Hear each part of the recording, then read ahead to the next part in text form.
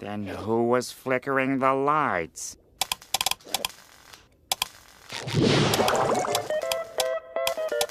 Nosferatu! Hey everyone, welcome to Ajay and Nathan Discuss Movies, a show in which we discuss movies, both old and new. Today we have a new movie that came out on Christmas. Merry Christmas. Happy belated Christmas to all of you. Happy Kwanzaa. Happy Hanukkah to all of those that celebrate it. But there's a new movie that came out in the theaters this past week. And Nathan, what is that movie called? It is Nosferatu, directed by Robert Eggers. And it stars Lily Rose Depp, Nicholas Hoult, Aaron Taylor Johnson, Bill Skarsgård, Willem Dafoe, Emma Corrin. Stacked cast. Great cast. And Nathan, what is this movie about? Yes, Nosferatu is the story of a newly wedded couple played by Nicholas Hoult and Lily Rose Depp. They are happily newly married, but that is threatened when the vampire Count Orlok sets his sights on Lily Rose Depp. He wants her for himself. He wants her soul, and the movie is a fight for that. It is a fight for their marriage, their love, and basically all of humankind. That is basically the broad strokes of it. And how did you feel about this movie, Nathan? I really, really like this movie. I did not love it. I'm about 0.1% away from loving it. I think I can talk myself into loving it, but at this point, I really, really like it. As far as I'm concerned, I think Robert Eggers is about 4 for 4 now with all his movies. I think he is an incredibly consistent director. Everything he's made has been great. This is no exception. Nosferatu is one of the most gorgeous looking movies I've seen this year. I was telling you, I think it's edged out Longlegs in my top 5 movies of the year. I think it is very, very good. Ajay, what are your thoughts? I liked it. I didn't love it. I liked it. Okay. Part of the reason why I liked it instead of loved it is because I was really anticipating this movie. Okay. It was definitely one of my most hyped movies of the year because I just love Nosferatu. It all stems back from SpongeBob and the hash singing slasher episode where he appears and pops out of nowhere. But no, I mean, I really anticipated loving this movie. I wanted to love this movie. Yeah. I liked it. There were good parts in it. I love the soundtrack. I love the sound design, especially the music that blares when Nicholas Hoult gets back into Lily Rose Depp's home as she's trying to kill Nosferatu. I really love that part, that scene in which he's running and you just see the sunlight beaming. That music that was played during that scene was amazing and intense. Yeah. I love the soundtrack. I love the costume design. I feel like Eggers really did his part in terms of really playing to that time frame. And it was good for that part. Yeah. But I feel like for most of the beginning of the movie, there's not that much that happens. Okay. And I mean, don't get me wrong. I like the movie. For anyone that's trying to dislike this video, please, I like the movie. It's a good movie. But I don't know. I was a little underwhelmed. I would say I share your feelings in a different way. I love the first act of this movie. I absolutely adore it. That's all the stuff in Count Orlok's castle. I think that's some of the best stuff in the film. I think it starts to slow down in the second half, in about the middle chunk. I think a lot of that time is spent, everyone's kind of just hanging around in Aaron Taylor Johnson's home, being just it's going crazy out there. There's a plague and vampires and madmen, but we're all just kind of stuck in Aaron Taylor Johnson's house watching people kind of go crazy in there.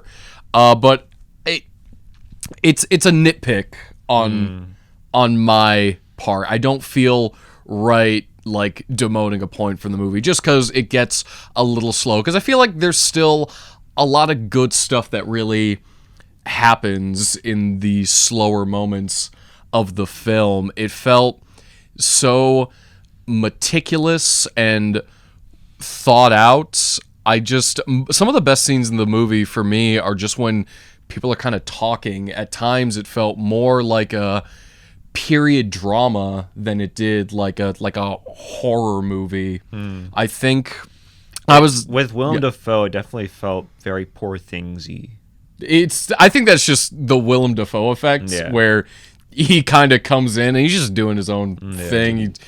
I love when it's Ralph Ineson, I think, from The Witch, who like wakes Willem Dafoe up out of his chair, and when they hug, you just see like pats Willem Dafoe's back, and there's just like a giant clump of like dust that just leaves his shoulder as if he'd been sitting in the chair for like weeks. And that was just so funny. Immediately sees Aaron Taylor Johnson. He's like, my boy, schnapps, peach schnapps. I have seen things that would make Isaac Newton crawl back into his womb. I like that. I like that one. I got a huge laugh in the theater when that happened. He is his own beast entirely. But I think I really love this cast. That is something it's a great cast. I really love about the movie. Willem Dafoe, of course. Aaron Taylor Johnson is great. But Nicholas Hoult, he's kind of become one of my favorite actors. I just think he's very versatile. I'll watch him in anything he does. He does give me like Eddie Redmayne vibes. I get that.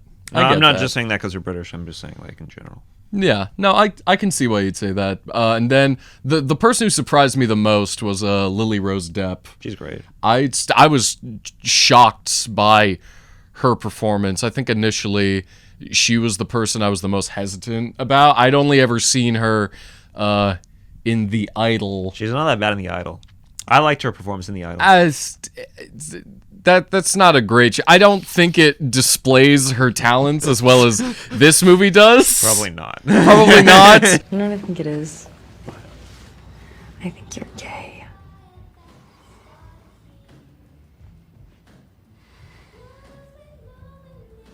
I ain't gay. I think it displays how untalented The Weeknd is as an actor, but that's besides the point. She fully 100% commits in Nosferatu and is just one of my favorite parts of the movie, as well as Bill Skarsgård in the role as Count Orlok. He really is just so different. Like when he speaks, there's not a hint of Bill Skarsgård in there, I don't think. Like his voice is so weird. It's like, you will call me your lord. It's like, it does not sound like him. It's got this like labored breathing. He sounds like a Nazgul from Lord of the Rings. Could you decipher what he was saying? Not all the time. I'll be honest. Not all the time. That was kind of, I mean, obviously I'm not trying to nitpick here, but that was also an issue where I'm like, sometimes the dialogue was kind of discerning from Nosferatu. I understand that he's a vampire. I understand all that. Mm-hmm. But I'm just saying that it's important. I mean, if it's done in English, right? If you're in the middle of nowhere, Europe, and you're speaking perfect English, maybe also bend the rules so we can also understand the English from Nosferatu. Yeah, I will say that the couple lines just felt too grumbly, where he's like, the castle, your wife's soul. I'm like, I'm losing a lot underneath that mustache, Count Orlok, but I think for the most part I really loved his performance, and the lines that I could hear were really good. He has this great line like to Lily Rose Depp. He's like, I do not feel love, I feel appetite. I'm like, oh damn, nice. Oh, that's cold as hell. I love it. Yeah, they really lean into the gothic romance of it all, and that's something that really strikes me. I really love that about the movie. Its entire atmosphere, the look of it, I think I mentioned, is gorgeous. There are some scenes, I think because they did a lot to film it with as much natural light as possible, that are just like devoid of any color, and it's just pure grayscale. It's almost as if you are directly seeing that Nosferatu from like the 20s, just devoid of color. It's staggering how good it looks. I mean, maybe this is getting to spoilers, but like when we see the ending of the movie where Nicholas Hoult rushes into the bedroom, and you see the blood pouring out of Nosferatu's eyes, that was a beautiful scene. It was, that was, we kind of are in spoilers now, but at the same time, like, if you have seen Nosferatu or know of it, or if you've seen any Dracula adaptation, this hits the same beats, which I wouldn't call that a bad thing, because it's like you go to see Nosferatu the vampire, you got Nosferatu the vampire, but I could decipher kind of the beats of the film and like what this character's going to do, what that character's going to do. But that ending, when they're cradling each other and he's just screaming, one word in my head, iconic. Yeah, it was a great scene. I mean, that entire sequence was just amazing. It's gorgeous. It's a gorgeous third act and ending, and it's really built up to. I think I just really, really like kind of the escalation of things. Once Count Orlok reaches, I think they're in Germany in this movie, though could have fooled me with all the British accents. Once he reaches that, he just sends the entire city into madness. There's a plague. You just see people out there dying on the streets. You see entire street corners covered in rats. Yeah. It's visually all so striking. People keep yelling out Providence. Yeah. Yeah. But I mean, we're getting into spoilers, so I mean, we are kind of into spoilers by now. There's this one thing in the movie there's this one trope in movies that I truly hate, that this movie banks a lot on, and for a good reason. I would understand. I would say, where it's like something really bad or sinister happens involving Nosferatu. It's like a minute or 2 minutes, and then psych. It was all a hallucination. It was all a bad dream. It was all a nightmare. That didn't really happen. It was just like, I mean, don't get me wrong. I understand in the context of this movie, that's important. Me personally, I hate that trope a lot. I would argue the things that you are seeing are things that are technically like actually like happening. Sure. It just what it does. I think that's just his power. He can make you forget or put you in positions where you don't remember, or like time it works differently around him. So I think whenever that happens, it's stuff that's actually happening, like Nicholas Hoult having bad dreams about Count Orlok, his wife. Count Orlok really is his wife. Yeah. He is the cuck. Yeah. But overall, that's just me. Yeah. Overall, I mean, I enjoyed it. Okay. I didn't love it. Okay. There are still issues with the movie that I had. I don't feel like the pacing was that great. Do we want to get into those? Yeah, sure. What did you not like about it, Ajay? Tell me more. I would say the pacing. I think you mentioned the second act. I would just say like the first hour and a half. I would say really? It does tend to. The pacing of it is a little slow for me. Okay. For my liking. I feel as if the interactions that we have with Nicholas Hoult and Nosferatu, they weren't that interesting to me. I feel like Lily Rose Depp scenes were the most enjoyable for me personally. And I felt like the more we got away from Aaron Taylor Johnson's family and Lily Rose Depp and more concerned with Nicholas Hoult, that's where the film kind of dragged for me. Really? That's not to say that the film is bad. Obviously, as I've said multiple times, I enjoyed the movie, but it wasn't enough for me to truly enjoy the movie. Okay, I feel completely differently. I love, like you said, I love everything with Lily Rose Depp. I think whenever she's on the screen, she lights it up. But I loved all that stuff in Count Orlok's manor. It felt properly, like that's the most, I think, scary the movie really gets, because I think a chunk of it, again, is just straight up a gothic period drama. But that stuff in Count Orlok's castle, I think they really nail the nightmarish feel of it all, kind of the sense of being trapped in like a place and world that cannot truly be understood. When he's walking around the castle, when he finds Count Orlok's grave and he's about to kill him, you can see in the background it slowly turn from day to night outside, and that just it hits that nightmarish, dreamlike kind of sense, and I really love that. I would have been scared of that scene had Nosferatu done anything. He jumped up and screamed. But I think that's the thing with the movie, is that we don't know the true powers of Nosferatu until the end of the movie. I'd say we get a pretty good sense of what he can do. He's basically a wizard. And I mean, I don't know. It's a vampire movie. Vampires can kind of just do whatever they want. I don't know. I don't know if I'm lampshading it. I don't want to, but it's a very, it's a light fantasy film in a sense. I mean, I'm not saying that it's got to be like full like action. Like, I'm not saying it's got to be like World War Z. I'm not saying that. I'm just saying that I think it would have been a little bit better if like we had like a little bit like of a more boner hate for Nosferatu. Boner hate? Yeah, boner hate. You want a hate? But I mean, I had a different kind of boner for Nosferatu. When I saw that mustache, I'm like, damn, man rocks that mustache. I'm like, that's a good mustache. I don't know. I mean, you watch Bram Stoker's Dracula, right? Yeah. Would you say this is better than Bram Stoker's Dracula, or on par with Bram Stoker's Dracula, or worse than Bram Stoker's Dracula? I would put it on par. It's just that the two movies are so different, and I think they're both trying to achieve different things. Like I try not to say Stoker. Bram Stoker's, Francis Ford Coppola's Dracula movie is so big and so theatrical. It's just assaulting your senses at every single point. It's a much differently minded movie, while I think this is so much more, it's stripped down, it is patient, it's all atmosphere and mood, which is something Robert Eggers excels at. I think he's kind of the linchpin for Nosferatu. I think without him, if this were any other director, I think it would fall flat, but because he has such an eye for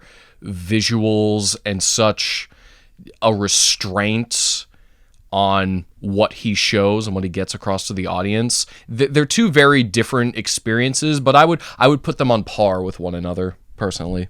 And how would you rank this in terms of the Nosferatu films of the 20s and 70s with Herzog and... Ooh, okay. My Nosferatu tier list.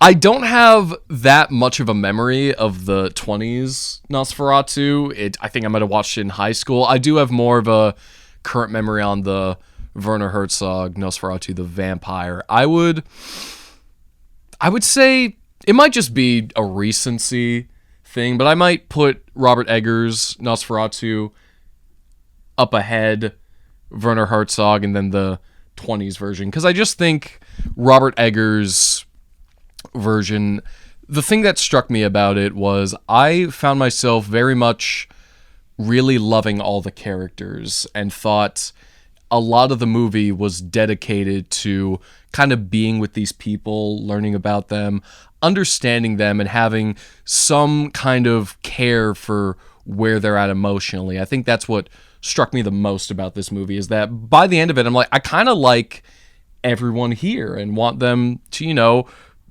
be okay and succeed. And that was something that surprised me. I didn't expect to have that much emotional attachment to the characters. And I think that's due in large part to the performances, the writing, and Robert Eggers' direction. Yeah, I mean, Emma Corrin really stood out to me a lot. Oh, she was great. She was great. And Aaron Taylor, I mean, that entire family dynamic of Aaron Taylor Johnson and Emma Corrin were amazing. And when the children do eventually die. Yes, I laughed at that. I'm sorry. Really? But I little because I think it's laid on so thick with those kids because they're so like cutesy. They like, Papa, there's a monster in our room. I'm like, oh, these kids are so dead. Yeah. I mean, you could kind of see that Eggers was, no pun intended, was egging on. He was. The fact that they would die. Because as soon as Aaron Taylor Johnson mentioned that his wife was pregnant, I was like, yeah, this chick is going to die. Not for long. She won't be for long.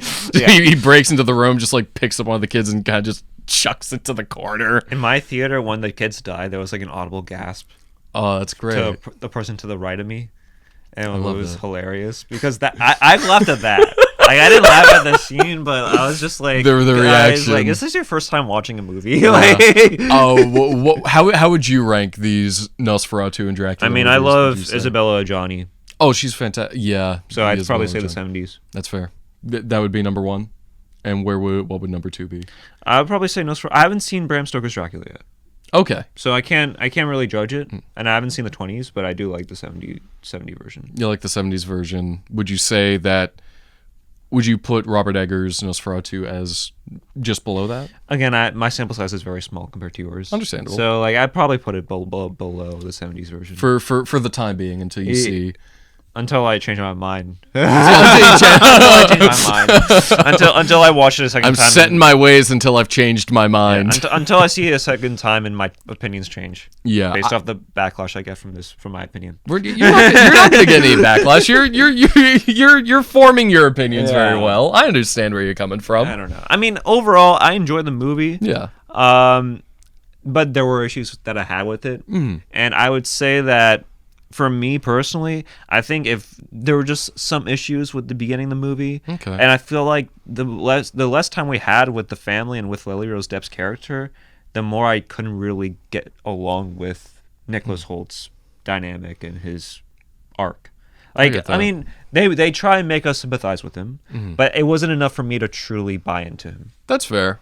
And I like Nicholas Hoult as an actor. I just think that the character that he portrayed on screen was not that great. That's okay. Yeah, I think that's something that just happens across all Dracula and Nosferatu adaptations, is that the character of Thomas, or whatever his name may be, he's kind of a rube, kind of this naive guy who's like, I'm just going to go and sell this house for this old man up in the mountains. Oh, look, gypsies. And then he gets trapped in the castle, and Nosferatu, Dracula, is always like, I'm going to f*** your wife, boy. He goes off to do that, and the rest of the movie is him scrambling like, oh, Count Dracula, don't f*** my wife, please. That's kind of something that always happens in the story, and I can understand not being too kind of attached to that. I laughed extremely hard when Nicholas Hoult started to Lily Rose Depp's character to spite Nosferatu. I couldn't hold it together. That was the most horrifying thing in the movie. That third act really hits you over the head, because I think the entire movie has this like underlying theme, like underlying sexuality to it, and a lot of things, like every vampire kind of story should, because that's their whole thing. They're gross and horny. But yeah, that third act, when kind of all their frustrations come out in a sexual way, it's him and Lily Rose Depp having an argument. She's losing her mind, and yeah, in spite, he's gonna spite his wife. Yeah. Like, take this, Count Orlok. It wasn't that aggressive either, and it was like less than 30 seconds. It felt like that scene from Wolf of Wall Street. Sometimes all you need is 30 seconds. Sure. I also want to mention when Aaron Taylor Johnson's family is all dead, and he goes to the grave to be with his wife one last time. I loved that scene because it very much dipped deep into the gothic tragic romance of it all. He rips the coffin up and he just cradles his dead wife. I'm like, that's so like dark and kind of beautiful. And then the very next moment we see them like find him, and he had like mounted his wife. I was like, oh my god, what? Tried to like, awesome, we got everything. This movie's got everything. I mean, not to hate on it even more. I'm not hating on it. But there are times in the movie where Eggers, for some reason, has this like panning of the camera. I love that. You enjoyed it. I enjoyed that. I didn't understand what it was trying to accomplish. Like, was he trying to like make me feel claustrophobic and like in the mansion? Because if that was the case, I didn't feel claustrophobic, and I didn't feel as if like I was like in this small little room. I don't know. I don't know what it was trying to accomplish. I'd say, I think it's just a neat little camera trick, just that quick pan. It felt like he was just like, he just had like the camera on and was just like, we'll just do something with it and just like move it to the right. I'm like, what? What's happening here? I think a lot of the time it was used to build tension, because I remember the scene where Emma Corrin enters the hallway and it's just pitch black, and it pans from her, goes across the room to the end of the hall, and then back again. I think it was just a neat little trick, at least in that scene, to kind of build a sense of, is there gonna be something spooky in here? And then it's just Lily Rose Depp pops up. She's like, "Can I stay in your room tonight, Emma Corrin?" I don't know. It just feels like a director's like little staple of his. Something he likes to do with the camera, which is every director has that, I think. Sounds good. Okay. All right. I can get him on the phone to confirm if you'd like. All right. Let's wrap our thoughts. We can wrap up our thoughts on this. Yeah. I really like it. It feels as though the more I talk about it, the more I can find stuff to love about it. I think upon a rewatch, I'll probably just fall head over heels in love with this film. I think it's really great. If you see it, if you're in the mood for something that's just very atmospheric, it isn't the scariest horror film I was getting the Village vibes from this. Yeah. Where the marketing made me think it was like a horror movie, when in reality it was not. It's that much more of a horror movie. methodically paced. It is not monsters. It's not Count Orlok running around like a goblin tearing stuff up, although he does do that here and there. It's much more measured and patient. It focuses so much on the characters and their turmoil. Why are you laughing? I was just thinking about Shyamalan driving, listening to Jay-Z's 99 Problems. I was just like, what if Eggers did that? I have 99 problems, but it's not fun. Yeah. I have 99 problems, and Lily Rose Depp is all of them. She is all my problems. I am down the bed. I shot a different ending for The Village, and it's funny. I thought for a long time about putting it on the Blu-rays and. I was just about to. I was like, I don't remember. No, and I intentionally didn't because it was so different, and it would make you would change your memory of the movie so much because it was so alternate paths. Basically, like she came out, and everyone found out about it. Found out about the place, and it kind of basically blows up essentially, and it was there was something, and then literally like we were the Jay-Z's song, like I was thinking about putting 99 Problems, like this is before it came out, the Black Album, and I was thinking of putting that as the thing because like she comes in literally like a car almost hits her, but the guy driving it, which was me by the way, yes, it was listening to Jay-Z's 99 Problems. That was the ending of the movie. Like I almost hit her, and like you're hearing him, I got 99 problems, but and they basically the value system just goes flip at the end. We love you, Shyamalan.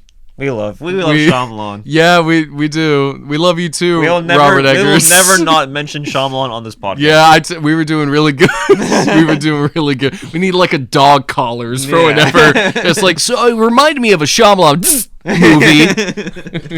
Yeah, we don't say the S word in this home. Yeah, no S word in this film. Anyways, where was I? Continuing with your thoughts. Yeah, I really like it. It is a much more measured, methodical, patient movie. It is gorgeous to look at. The music, the score is so good. It is really just a feast for your eyes and your ears. It has some fantastic performances. Robert Eggers, again, he's 4 for 4. He is yet to make a bad movie. Really is one of the best directors working today. I would highly recommend this film. Yeah. So I like Eggers.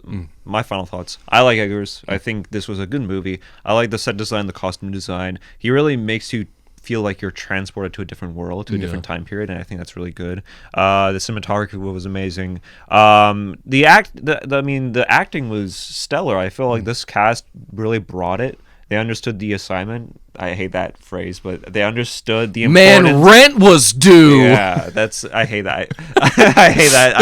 I hate that phrase so much.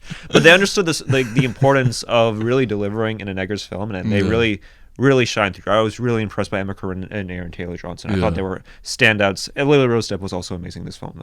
I feel like this is the film that makes us realize, this is not just like the daughter of a famous director actor couple. This is like an actual actor that can stand on her own 2 feet. She can bring it. She has talent in spades. So yeah, those are the positives. But for me, I felt the pacing was a little off, especially in the beginning of the movie. And not much really happens with Nicholas Holt's character for me to really support him or to root for him. I mean, there's a lot of things that happen to his character, but there's not enough for me to truly be invested in his story. I might just be a simp for Nicholas Hoult, but I understand where you're coming from. But overall, I enjoyed it. There were issues with it, but I enjoyed it. Yeah. And those are our thoughts on the movie. Those are our thoughts on Nosferatu. So anyways, go get a shirt. Ajay Nathan does movies. Look at that shirt. Oh, where'd this come from? We didn't even mention it. And for most of the episode, yeah, it's no big deal. It's just should cool. we sell? Should we create merch for this? Or no? Here's the question: would people buy it? Probably not. Can you imagine a world where people walk down the street with this? People who aren't us? Probably not. Probably not. I know I won't take this off. It's my favorite thing. Yeah. I mean, overall, here's the thing with the merch. With the merch. Because we already delved into our thoughts on the movie. Yeah. I don't know if people would actually buy the merch. Yeah, no. I would buy another one of these. Maybe. But I do like the shirt. So, Chloe, for watching. Thanks, Chloe. Thank you so babe. much. We appreciate the shirt. I appreciate the shirt. I didn't wear it because I wore this. You didn't wear it. I just gave it to you. I don't. And he gave it It's to me. understandable. But overall, those are our thoughts on the movie.